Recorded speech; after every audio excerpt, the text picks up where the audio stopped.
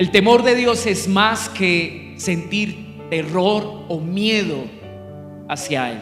No tiene que ver con ello. No tiene que ver con esa idea equivocada que la religión sembró en nuestra mente, sobre la cual hemos visto la imagen de un Dios cruel sentado en su trono y en sus manos un rayo para lanzarlo en la medida que nosotros nos equivoquemos o le fallemos.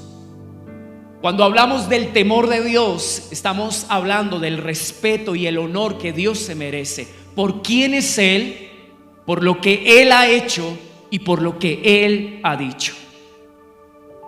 Pero entiendo que nadie tendrá temor de Dios, nadie respetará y honrará a Dios si primero Él no se revela a ese corazón.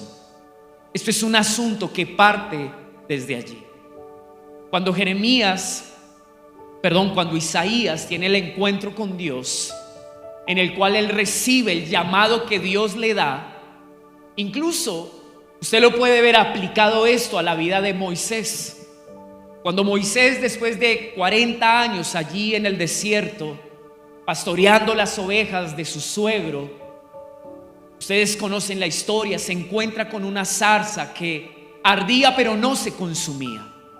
Y en medio de lo que Dios le iba a permitir experimentar de su presencia, una de las primeras cosas que produjo ese encuentro es que Moisés fue consciente de su condición como pecador.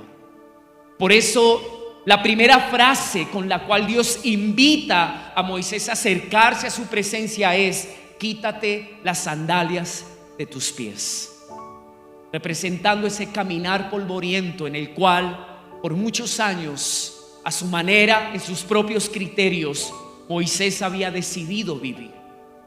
Aunque él sabía, él representaba algo importante en el propósito de Dios, y su mamá probablemente le inculcó desde niño que él sería un instrumento en sus manos.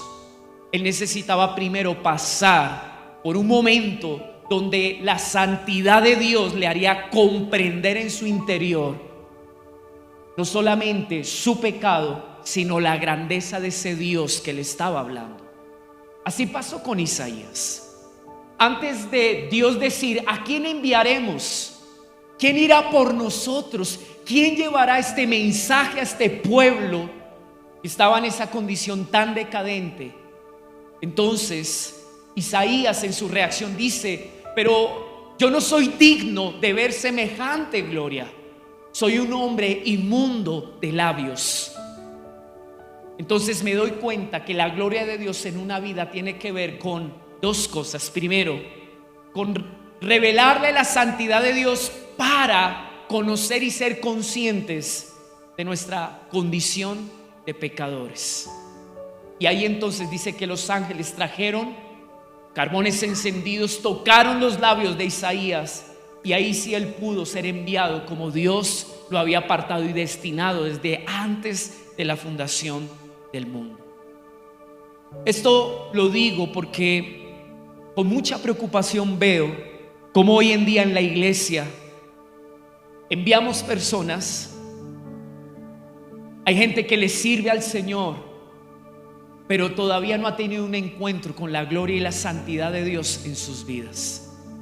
Y administramos cosas santas, administramos propósitos que muchas veces pueden verse afectados, frenados, porque en nosotros no hay una conciencia real de lo que implica lo que Dios puso en nuestras manos. Entonces hemos estado hablando acerca del temor de Dios. Y vaya conmigo por ahora al libro de los Proverbios.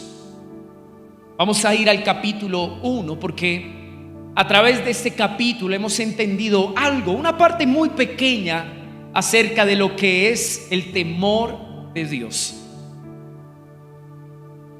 Ubíquese por favor en el versículo 7. La escritura dice así: el principio de la sabiduría es el temor a Jehová, o el temor de Jehová.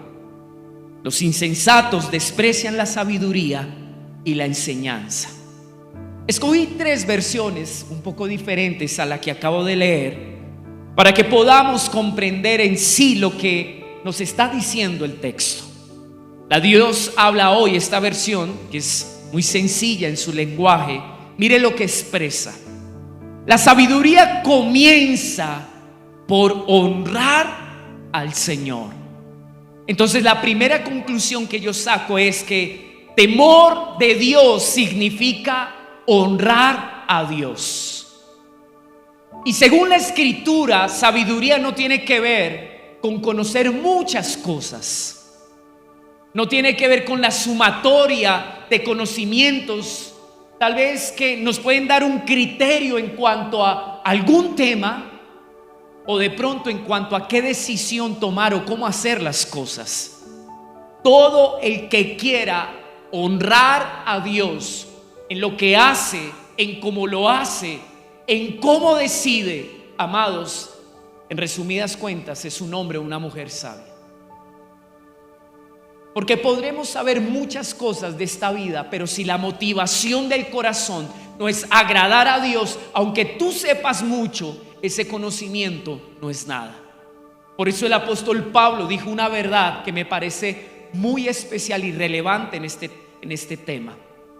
El apóstol Pablo dice: he llegado a la siguiente conclusión, que todo lo que un día tuvo valor en mí y por lo cual quizás le dediqué un tiempo, un esfuerzo, hoy es basura frente a la grandeza de conocer a Jesucristo.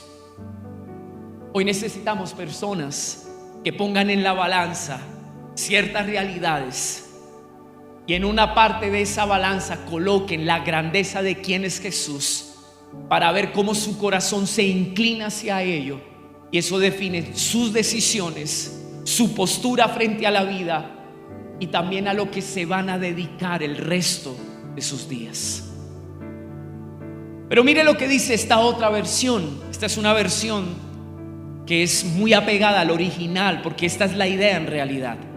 La piedad, que la palabra piedad tiene que ver en su traducción como el amor o la devoción a Dios.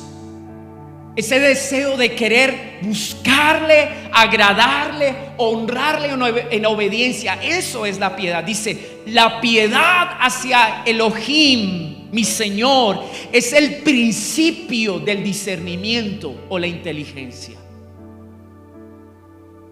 Hoy en día la iglesia sufre de una inmadurez que se ha perpetuado en sus conductas. Es tan difícil discernir, diferenciar lo que debemos hacer, porque en el fondo no es que no conozcamos lo que la Escritura dice, sino que no nos mueve la motivación de querer amar y honrar a Dios. A veces, amados, yo me cuestiono cuando escucho a algunos diciendo: pastor, ¿esto lo puedo hacer? Y yo digo: o no ha leído la Biblia, o en el fondo no se ha determinado, porque en su corazón hay un deseo de honrarse a sí mismo. Y sabiduría, de acuerdo al contexto, o temor de Dios, tiene que ver con esa determinación del corazón de querer vivir para Dios en todo lo que hacemos, en todo lo que decidimos y en las motivaciones que mueven nuestro interior. La Biblia, lenguaje sencillo de este mismo verso, mire lo que dice: todo el que quiera ser sabio debe empezar por obedecer a Dios. Eso es temor de Dios. Ahora, pensando un poquito en esto, el Señor trajo 2 textos. Vaya conmigo a Proverbios capítulo 9. Usted se va a enterar un poco más acerca, o aprender un poco más acerca de lo que es el temor del Señor. Dice el verso 10 de Proverbios 9, muy similar, pero añade algo que creo que es muy relevante. El principio de la sabiduría es el temor del Señor, y el conocimiento del santo es inteligencia. En otras palabras, conocer a Dios es la verdadera sabiduría. Y el que conoce a Dios aprende a honrarle. Amén.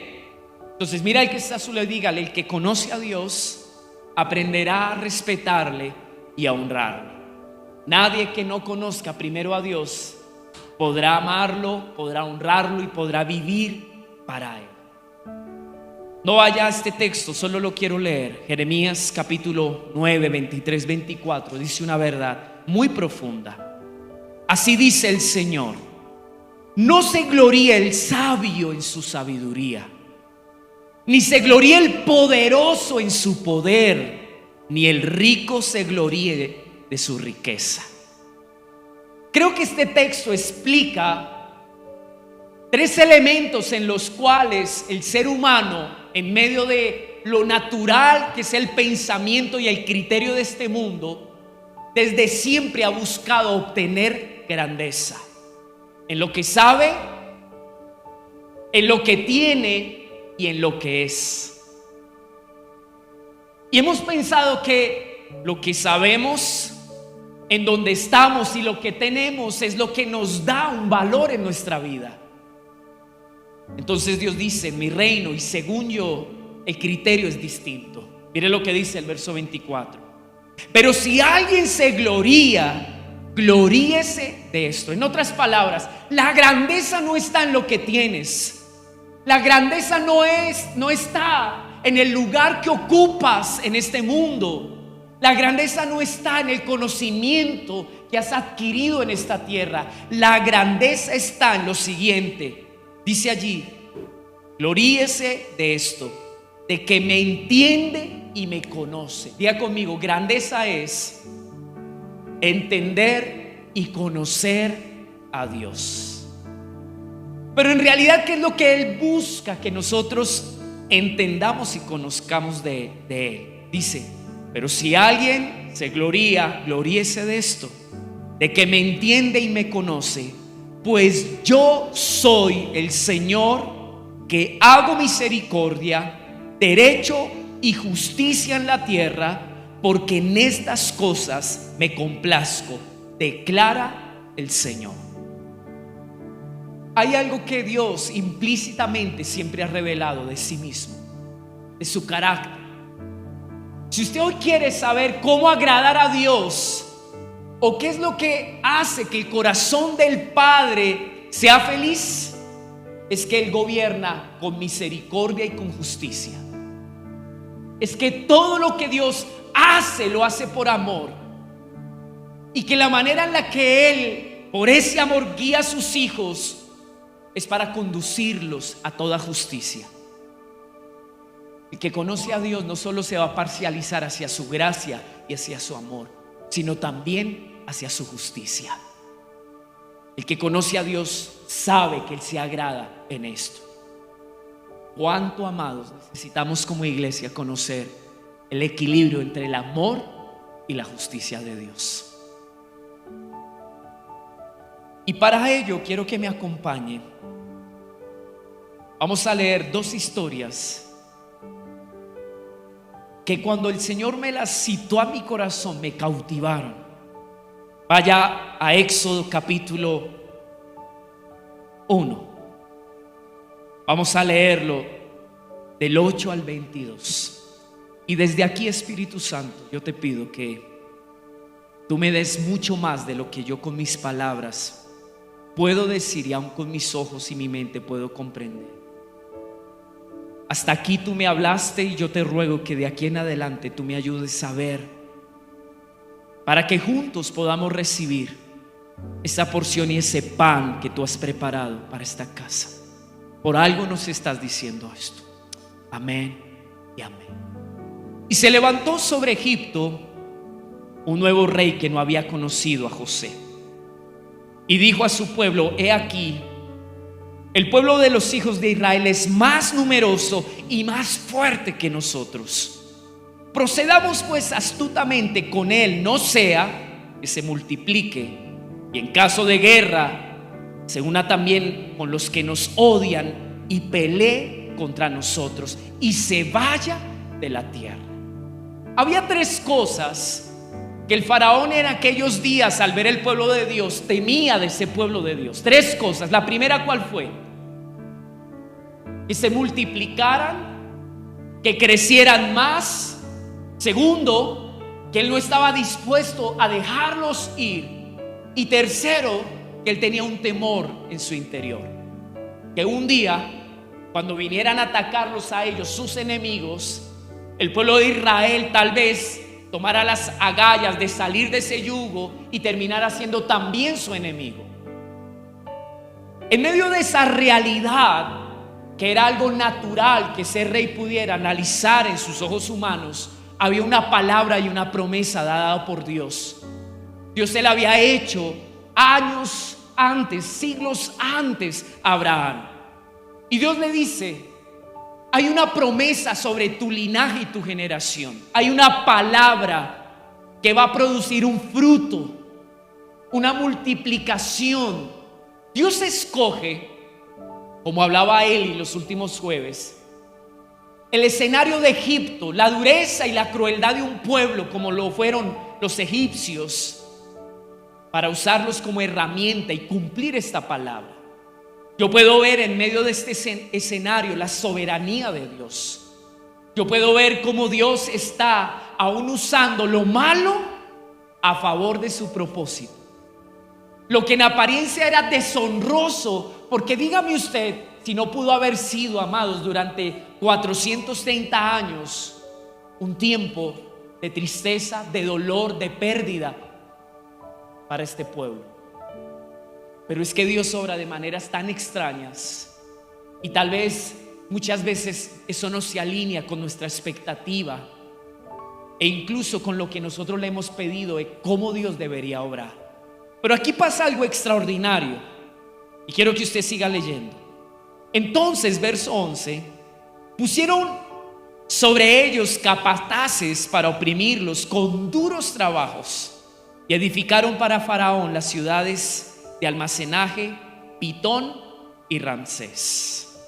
Pero cuanto más los oprimían, más se multiplicaban. En otras palabras, más la palabra que Dios había dado sobre ellos perseveraba, no se detenía. Dios estaba por encima de todas estas realidades. Y aunque parecía que el pueblo de Israel estaba funcionando y siendo usado para los fines egoístas del ego de un hombre, porque los que conocen a los egipcios saben que la gran mayoría de sus ciudades, de sus edificaciones, representaban lo que ellos eran a sí mismos. Al parecer Dios estaba perdiendo la batalla y el propósito que él tenía con su pueblo se estaba frustrando. Pero como les dije ahorita, Dios usa aún lo malo para el bien. Y siga leyendo, ya voy a llegar donde quiero ir. Verso 13: los egipcios pues obligaron a los hijos de Israel a trabajar duramente y les amargaron la vida con dura servidumbre en hacer barro y ladrillos y en toda clase de trabajo del campo. Todos sus trabajos se los imponían con rigor. ¡Wow! ¡Qué tremendo esto! Solo quiero decirle que entre más reaccionaba el faraón, más se cumplía la palabra de Dios. Entre más circunstancia difícil, más Dios se valía de ello para cumplir su palabra. Y miren lo que sucedió en el verso 15. Y el rey de Egipto habló a las parteras de las hebreas, una de las cuales se llamaba Cifra y otra Púa, y les dijo: cuando estéis asistiendo a las hebreas a dar a luz y las veáis sobre el lecho del parto, si es un hijo, le daréis muerte, pero si es una hija, entonces vivirá.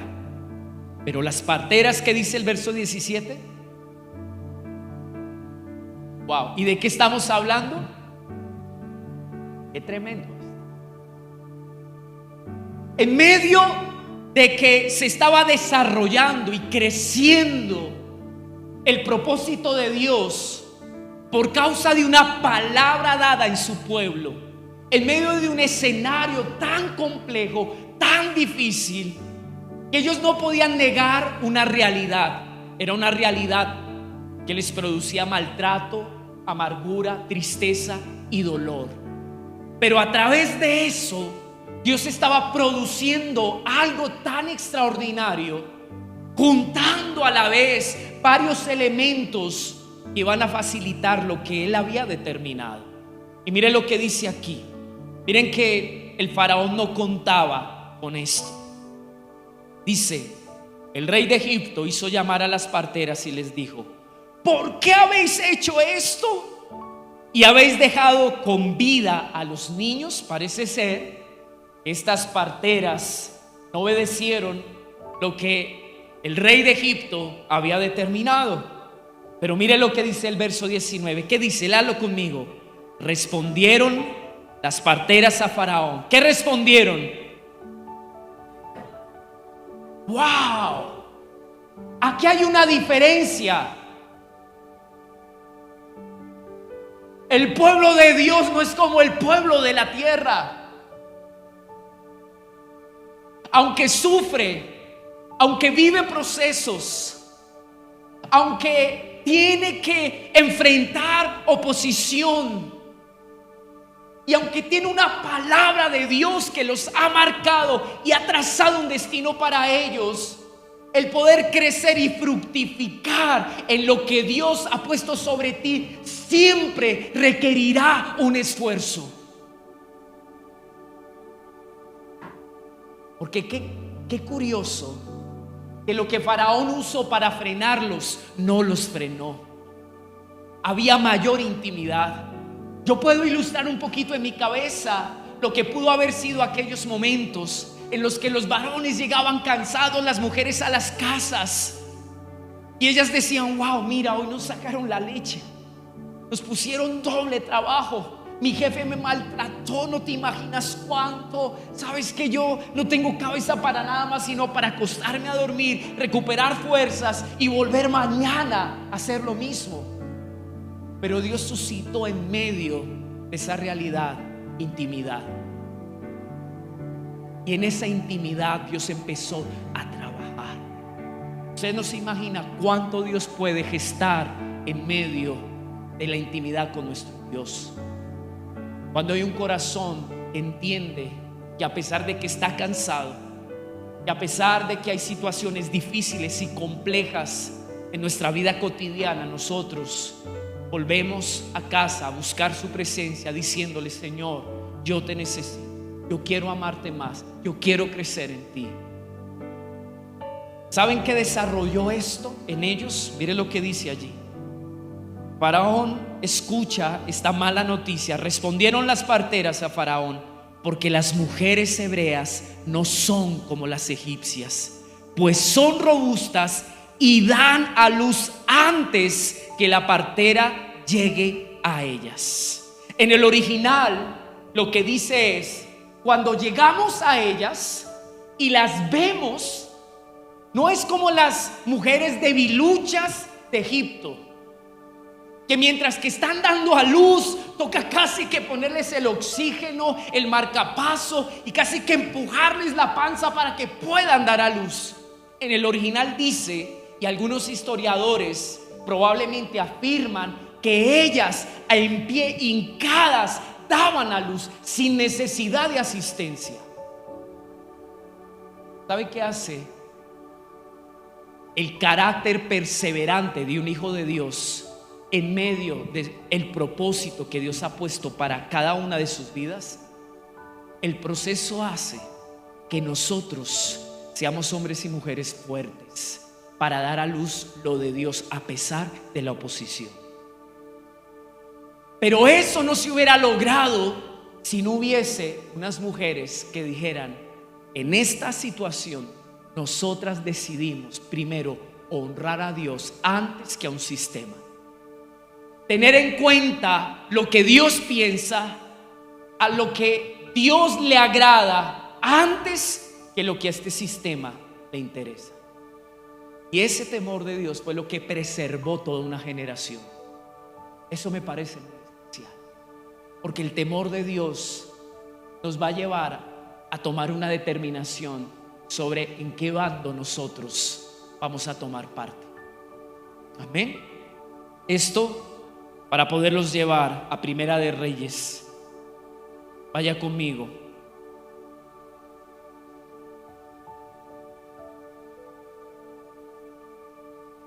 Capítulo 18.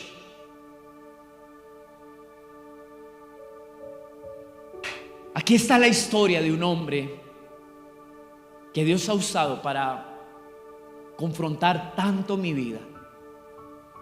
Y cuando oraba al Señor esta mañana, Dios me dijo: cuéntales la historia de Abdías.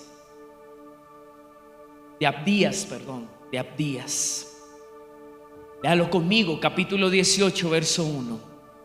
Y sucedió que después de muchos días, la palabra del Señor vino a Elías en el tercer año diciendo: ve, muéstrate a Acab y enviaré lluvia sobre la faz de la tierra. Durante 3 años, Dios, a través de un proceso, estaba quebrantando la dureza y la indiferencia del pueblo de Israel. En el reinado de Acab, un hombre, un rey perverso, todo el pueblo de Israel se desvía hacia un Dios que ellos conocen, un Dios que llega al corazón de la nación gracias a una alianza que hace este rey perverso.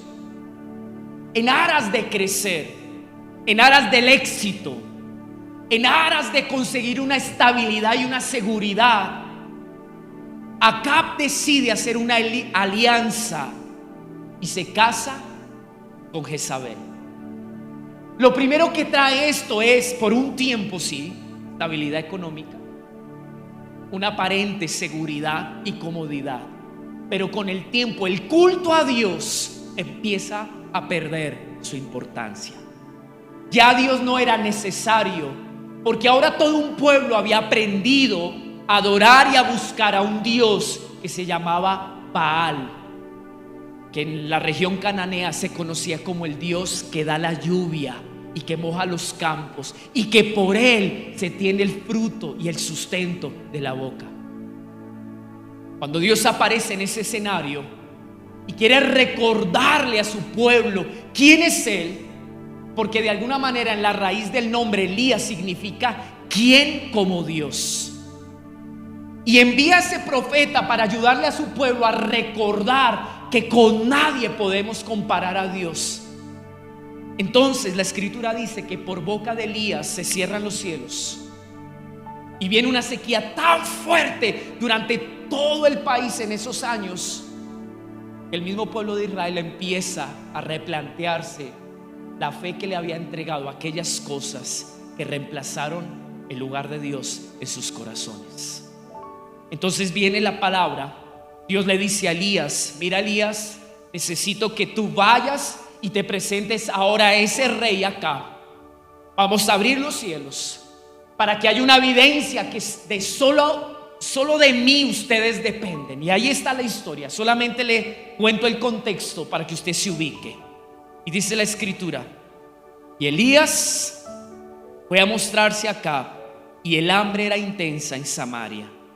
Y Acab llamó a Abdías, que era mayordomo de la casa. Y Abdías temía en gran manera al Señor. Quiero que se pare ahí un momento. En este escenario aparece un siervo, un esclavo, llamado como Abdías. El nombre Abdías significa siervo de Jehová, o el que vive para agradar a Dios. Mi primera pregunta es: ¿qué hace un hombre que sirve a Jehová, que ama a Dios, sirviendo a un hombre tan perverso como lo fue Acab?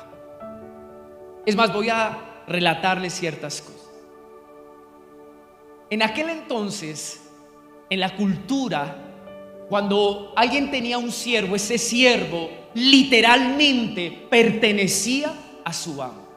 Ese siervo no tenía derecho en nada en cuanto a su vida misma. Hacía todo lo que su amo le pedía. sus días sobre la tierra, su fuerza, sus sueños, sus anhelos, sus habilidades, aún sus hijos le pertenecían a su Señor.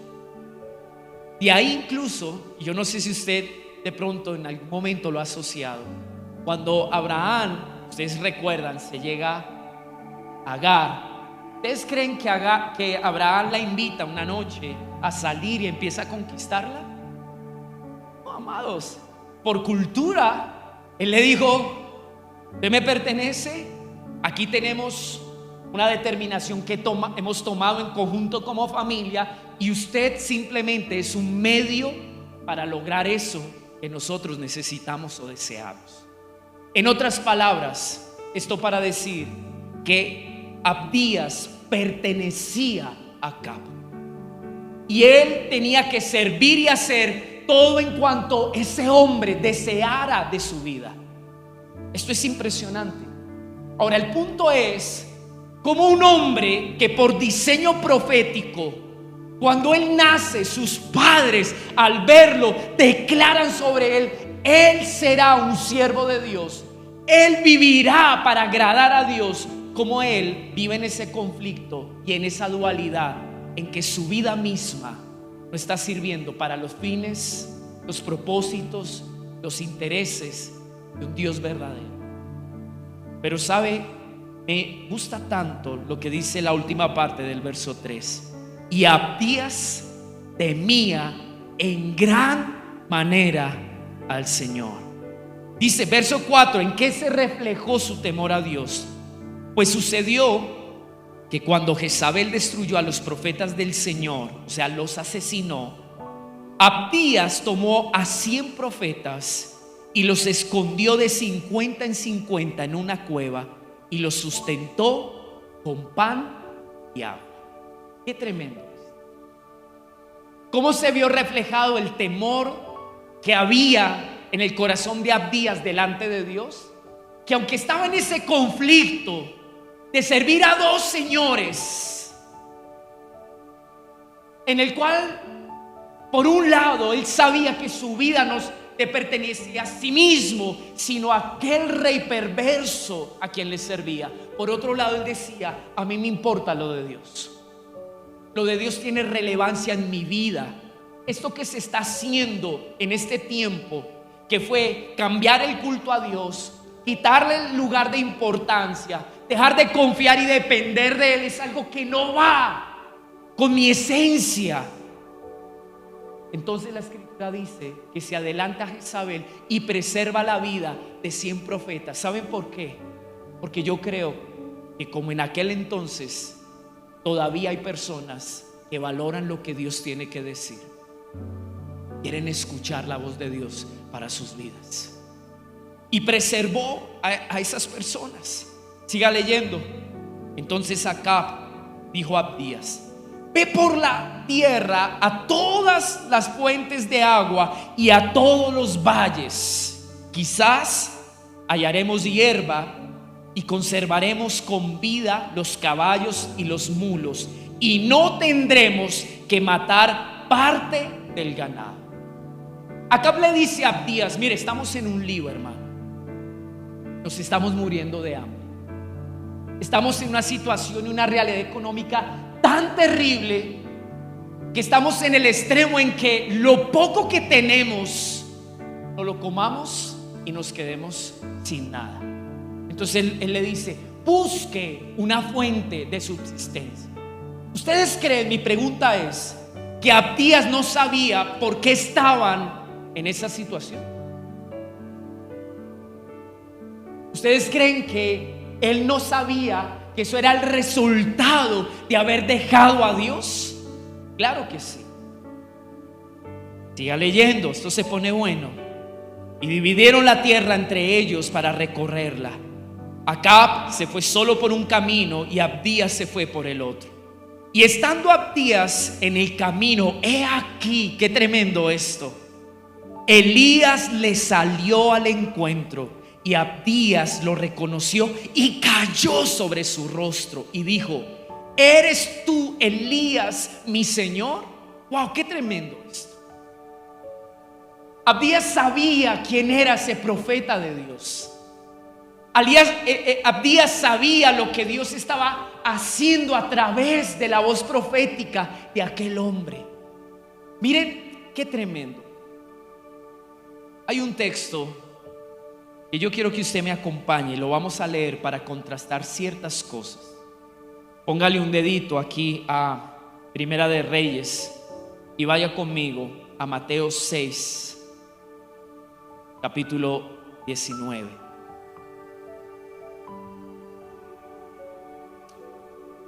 No os acumuléis tesoros en la tierra, donde la polilla y la herrumbe destruyen, y donde ladrones penetran y roban, sino acumulaos tesoros en el cielo, donde ni la polilla ni la herrumbe destruyen, y donde los ladrones no penetran ni roban.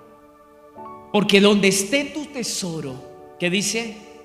Allí también estará corazón. En otras palabras, todo aquello a lo que tú consideres que es riqueza importante o algo valioso, a eso tú le entregarás tu amor.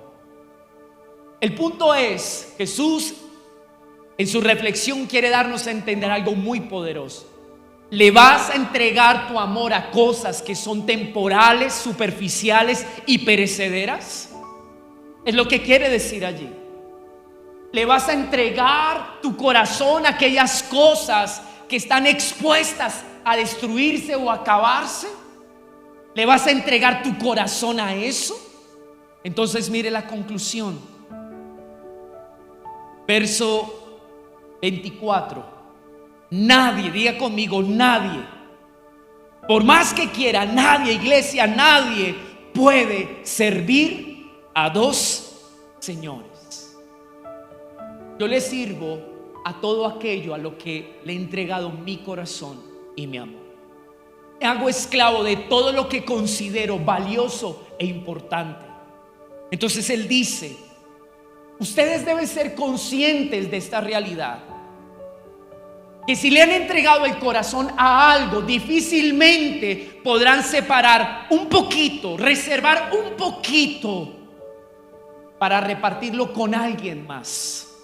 El problema del pueblo de Israel en los días de Elías es que así como adoraba y le rendía culto a Dios, también adoraba y le rendía culto a Baal. Ese era el problema del pueblo de Israel. Y lo que evidenció esto es lo que Jesús dice y de alguna manera resalta en este texto. Nadie puede servir a dos señores, porque o aborrecerá a uno y amará al otro, o se apegará a uno y despreciará al otro. No podéis servir a Dios y a las riquezas, que en el original no dice riquezas, sino dice mamón, que es el nombre del demonio o el Dios que está detrás de las riquezas. Vuelva conmigo allí a Primera de Reyes.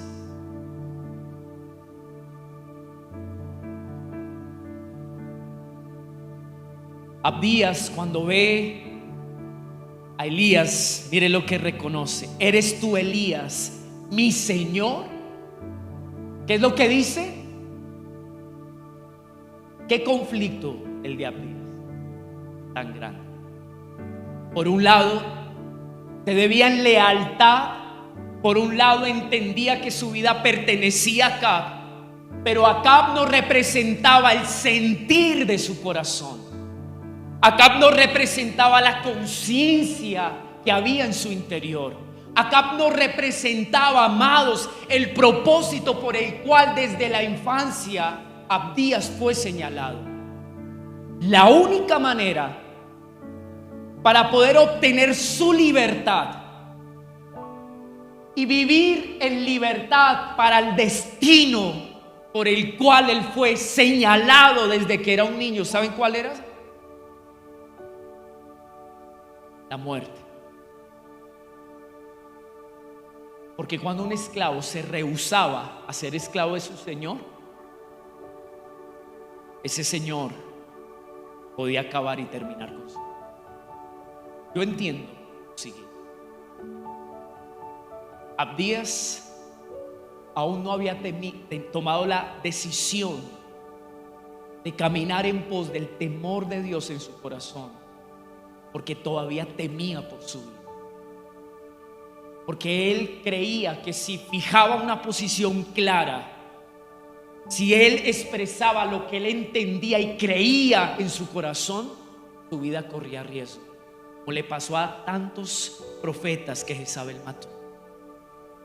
A veces por temor a lo poco que tenemos, si no queremos perder, nosotros hemos fijado posiciones radicales en medio de lo que representamos para Dios y lo que muchas veces nos ha movido, que es el temor a Dios. Entonces podemos estar caminando tristemente en esta dualidad. Y así como Abdías dijo: Elías, tú eres mi Señor. ¿Qué está reconociendo él? Yo sé que tú eres voz de Dios. Yo sé que en ti está la presencia de Dios. Yo sé que esto que está pasando por propósito de Dios. Dios nos está tratando. Dios está depurando el corazón. Y tal vez este es el discurso de muchos de nosotros. Por un lado, al estar en la iglesia decimos: sí, yo entiendo, pastor, yo sé que fui escogido, yo sé que Dios me ama, yo sé que Dios ha fijado un propósito y una palabra sobre mi vida. Pero todavía yo no he podido tomar la determinación, porque hay mucho en juego, se pone mucho en riesgo. A diferencia de este siervo, te voy a comparar lo que fueron aquellas dos mujeres, las parteras que recibieron los varones, los niños de Israel. ¿Usted sabe lo que era desafiar al faraón al no hacer lo que él les pidió? La escritura no lo nombra. Yo especulo, probablemente tuvieron que morir, probablemente. Pero ¿sabe qué me enseña eso? Cuando yo pongo mi temor a Dios por encima de mí mismo, realmente yo estoy sirviendo a Dios con fidelidad y con lealtad. Entonces, siga leyendo, mire lo que dice. ¿En qué texto me quedé? ¿Cuál? El 9, el 8 dice: y él le respondió: yo soy. Ve, di a tu señor, aquí está Elías. Y él le dijo: qué pecado. Miren la respuesta de Abdías. ¿Qué pecado he cometido que entregas hoy a tu siervo en manos de Acab para que me mate? Jezabel había recorrido casi que toda la nación buscando al prófugo profeta Elías. Estaban en una persecución queriendo acallar la voz de Dios, porque cuando la voz de Dios nos incomoda y pone en riesgo nuestra comodidad y nuestra seguridad, ¿cómo nos enojamos? No nos gusta que nos digan las cosas ni nos confronten. Y Elías representaba algo que estaba poniendo mucho riesgo, amados: el territorio de Baal y los planes de Acab y su esposa en aquel tiempo. Entonces Abdías le dice: mire, usted me está metiendo en un problema, Elías, y aquí lo que está en juego es mi propia vida. Usted me está diciendo que yo vaya y le diga a Acab, mi señor, encontré a Elías. Mire, no me pongan eso. No me pongan esa situación. Mire, no me haga ¿qué pecado he cometido? O sea, en otras palabras le dijo: hermano, ¿yo a usted qué le hice? Está diciéndole casi que eso. ¿Yo a usted qué le hice? Entonces el 10 dice: vive el Señor tu Dios, que no hay nación ni reino a donde mi Señor no haya enviado a buscarte. Y cuando decían: no está aquí, hacía jurar al reino o a la nación que no te habían hallado. En otras palabras, mire, no juegue conmigo. Donde yo vaya a Acab y le diga: ya lo encontré, y usted otra vez se pierda, aquí el que sale afectado soy yo. Entonces, mire qué tremendo. Verso 11. Ahora dices: ve, di a tu señor, aquí está Elías. Y sucederá que en cuanto te deje, el Espíritu del Señor te llevará donde yo no sepa. Así que cuando yo vaya y se lo diga a Acab y él no pueda encontrarte, me matará, aunque yo tu siervo. Qué tremendo. ¿Qué dice? Subráyelo ahí, que eso es poderosísimo. ¿Qué dice? He temido al Señor desde mi juventud. Qué conflicto el diablo. Aún desde su edad temprana decide amar y honrar a Dios. Pero lo que estaba estorbando su temor a Dios era su amor propio. Y qué lindo lo que ahora viene. Vaya conmigo al versículo 15. Miren esto, este es un consejo para todos nosotros en este tiempo. Y Elías le dijo, ¿qué dice? ¿Qué dice?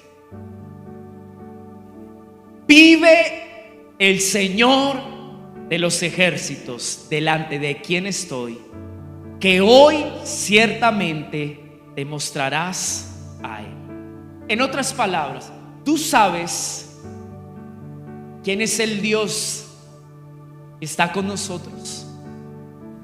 Elías particularmente siempre fue destacado por esta frase: vive Jehová en cuya presencia estoy. Y luego de eso él hablaba algo que Dios le había mencionado en la intimidad. En tiempos donde aún el pueblo de Israel no entendía lo que esto significa, vive el Señor. En otras palabras, Él todavía es real, Él todavía sigue vigente, Él todavía habla, Él todavía cumple sus propósitos. Y frente a este ambiente hostil, quiero decirte que Él es un general con todos sus ejércitos. Hay algo que tú no entiendes, Abdías. Tú no sabes quién está a tu lado. Tú todavía no conoces quién es tu Dios. Para ti es un concepto aún. No has entendido su realidad. Es lo mismo que tal vez creía todo el pueblo de Israel. ¿Cuánto nos ha permeado la incredulidad de este mundo? Mi pregunta. Y hoy dudamos incluso de quién es Dios. Hace un tiempo atrás hablaba con alguien y yo vi estos dos tópicos en su conversación.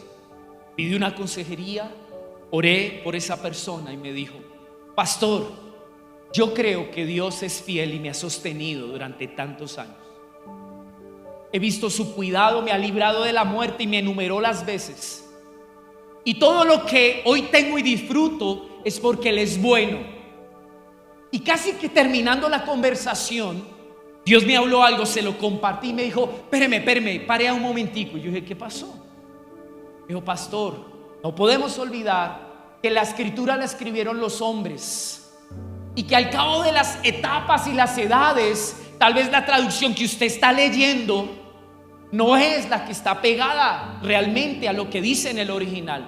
Yo le dije: puede que sea cierto, pero la escritura me respalda, la misma escritura, de esta manera: cielo y tierra pasarán. ¿Ustedes creen que tenemos un Dios tan pobre y tan pequeño que se limitó a las malas traducciones que con los siglos se ha hecho de la escritura para que se pervierta y se dañe lo que en espíritu dice aquí?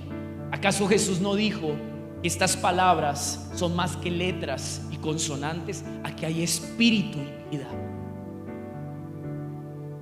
Entonces me dijo algo que me impactó: eso que está leyendo no es tan así.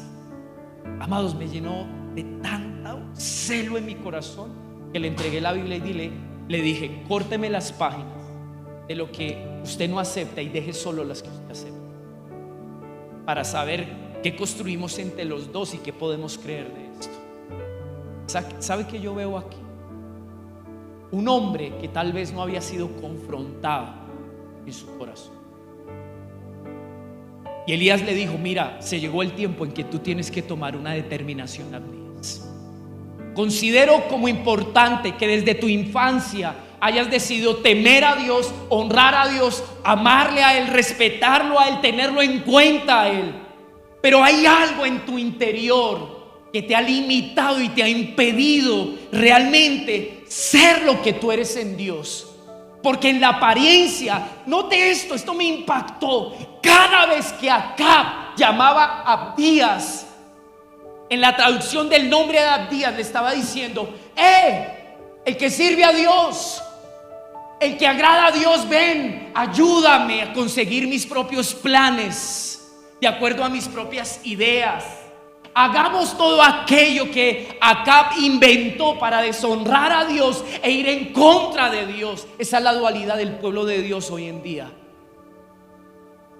Somos solo un nombre, solo intenciones. Lo que un día dijimos: ay, yo quisiera servirle al Señor. Han pasado 20 años. Eso no ha sucedido aún. ¿Ustedes creen que eso no es triste? Hasta que Abdías se encuentra con Acab y Acab le dice: vive Jehová. Aún vive, iglesia. Aún es real. Aún Él sigue hablando. Aún Él sigue revelando sus propósitos.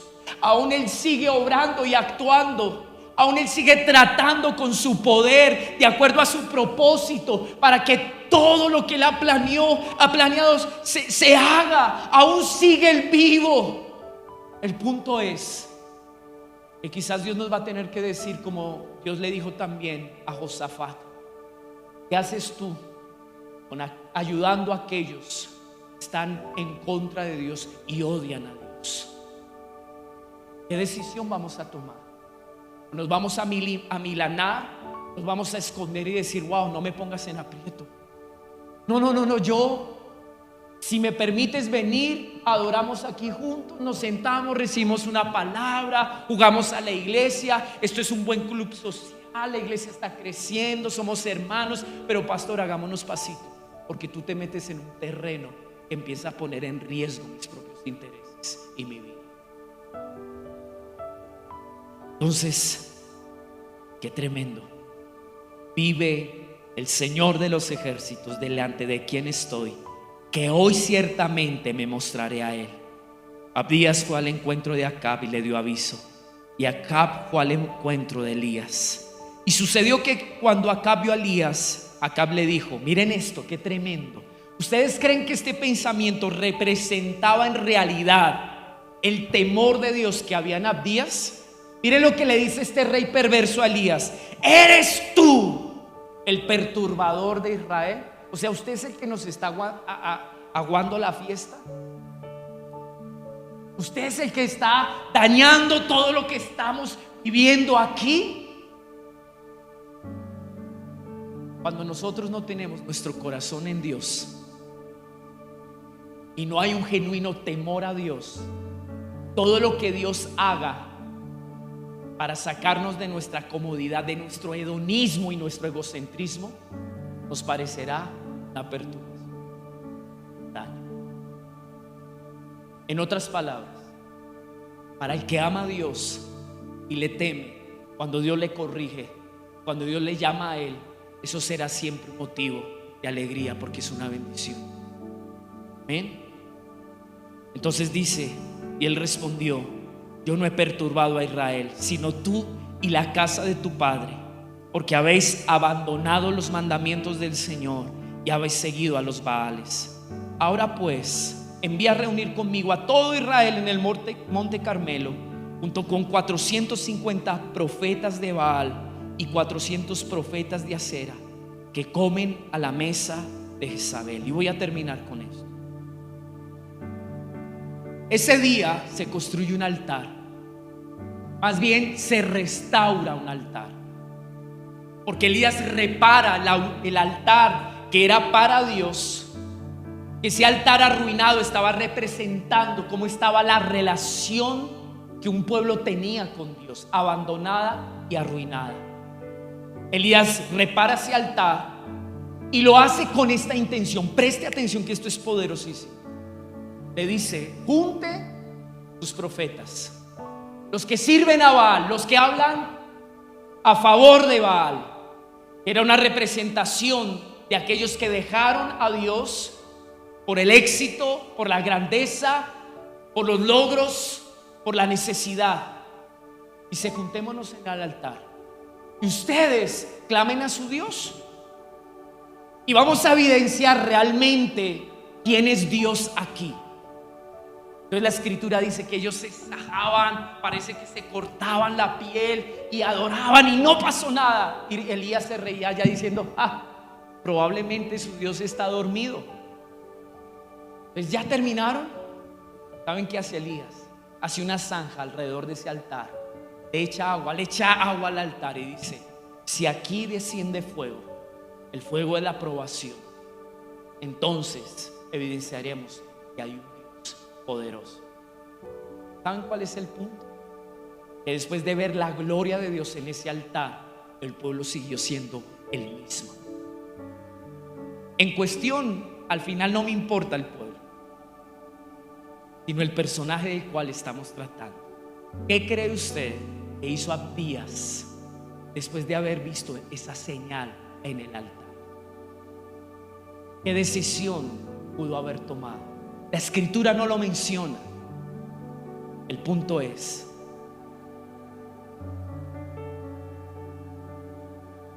y Dios se manifiesta a tu vida,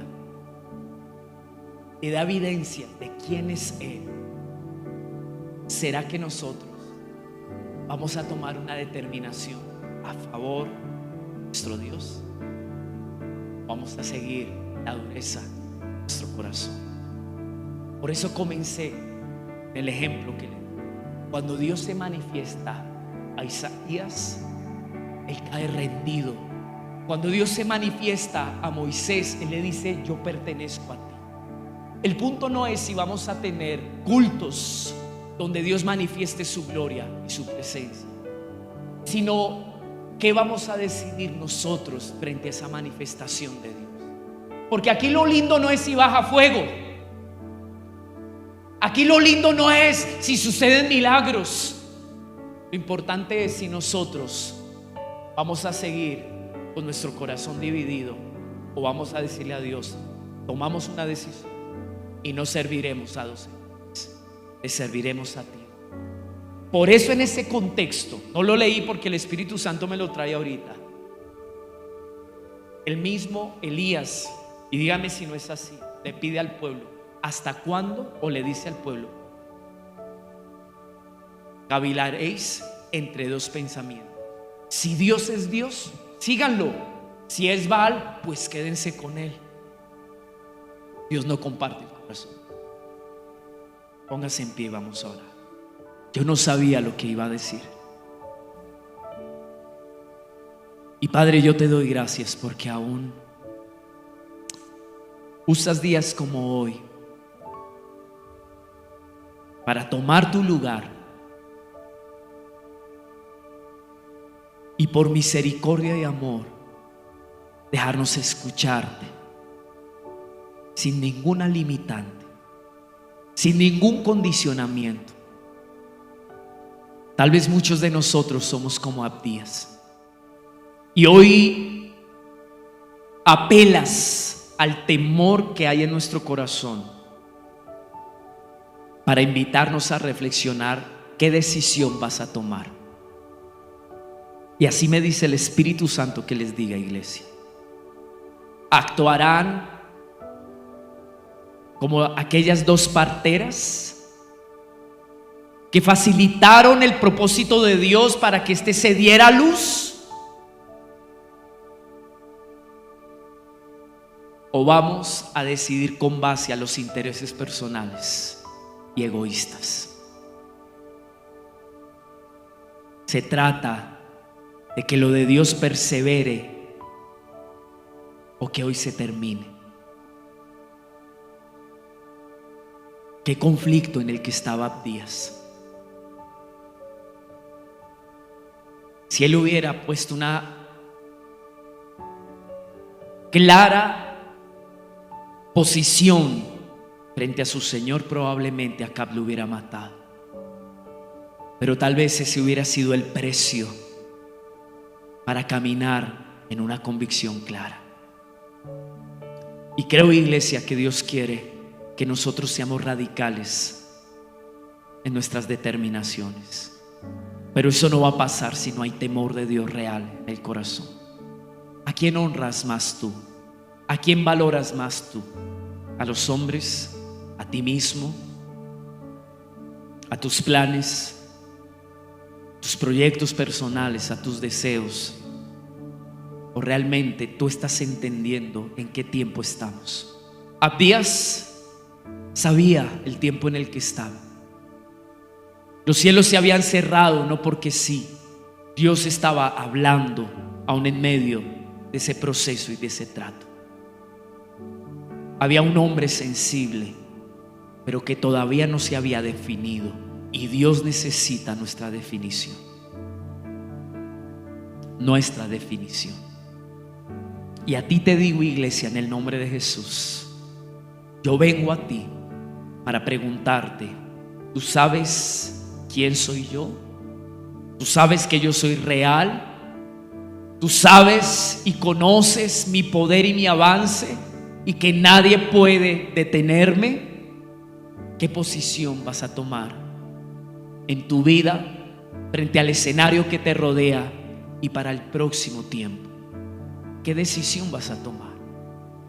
Porque hay momentos donde Dios tal vez permite y deja que nosotros caminemos en nuestra comodidad, pero hay momentos donde nos dice: defínete, defínete, o yo o aquello a lo cual está peleando mi lugar en tu corazón.